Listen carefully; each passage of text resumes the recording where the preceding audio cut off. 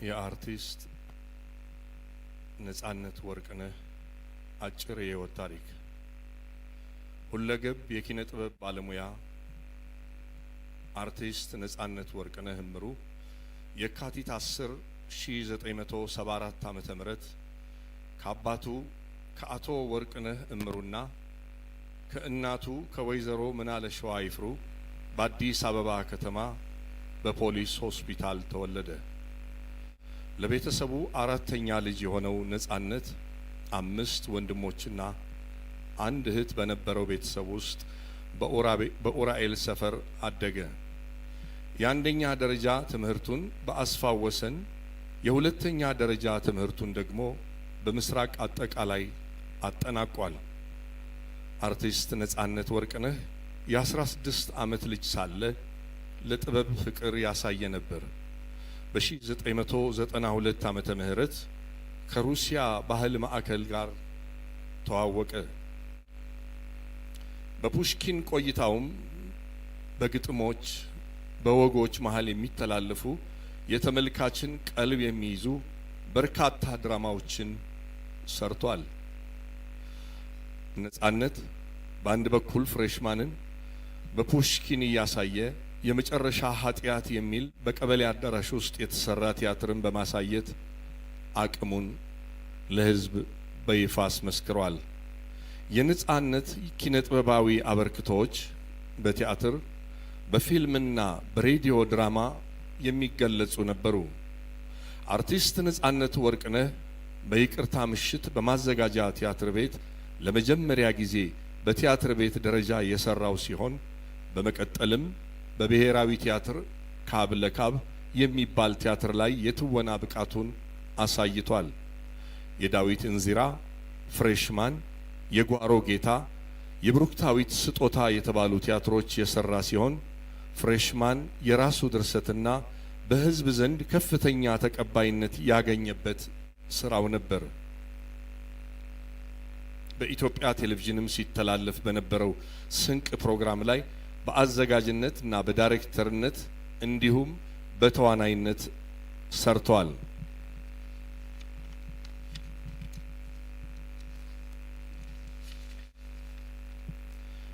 በአዲስ አበባ ከተማ አስተዳደር ቴሌቪዥን በሚተላለፈው መስኮት በተሰኘ የ5 ደቂቃ ድራማዎች ላይ በብዙ ድርሰቶቹ ተሳትፏል። አርቲስት ነጻነት የሬዲዮ ድራማዎችን በመድረስ በተለይ በኢትዮጵያ ሬዲዮ እንዲሁም በኤፍኤም 97.1 ላይም ተሳትፎ ነበረው። የአርቲስት ነጻነት የመጀመሪያ ፊልሙ የማይደረስበት የሚለው ሲሆን ከዛ በኋላ ኤፍቢአይ 1፣ 2 እና 3፣ የአንቺው ሌባ 1 እና 2፣ ሚስተር ኤክስ፣ ባለቀለም ህልሞች፣ ስለማይዘነጋ ውለታ የተሰኙ ፊልሞችን የሰራ ሲሆን የኤፍቢአይ 1፣ 2 እና 3 ፊልም ደራሲ ራሱ ሲሆን በባለቀለም ህልሞች ላይ በዳይሬክቲንግ እንዲሁም በሚስተር ኤክስ ፊልም ላይ በድርሰት ተሳትፏል። በህዝብ ዘንድ በባለቀለም ህልሞች፣ በአንቺው ሌባ እንዲሁም በኤፍቢአይ ፊልሞች የተለየ አድናቆትና ተወዳጅነትን ሊያገኝ ችሏል።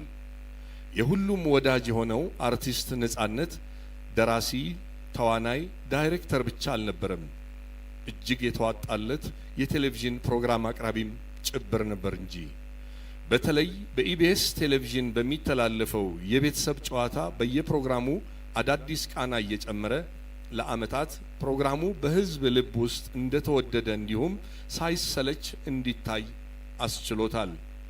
ከቴሌቪዥን ፕሮግራም አቅራቢነቱ በተጨማሪ የተለያዩ ማስታወቂያዎችን እንዲሁም መድረኮች መልእክታቸውን ሳያጡ በሳቅ እየታጀበው አድርጎ ማቅረብ ላይም የሚደርስበት አልነበረም።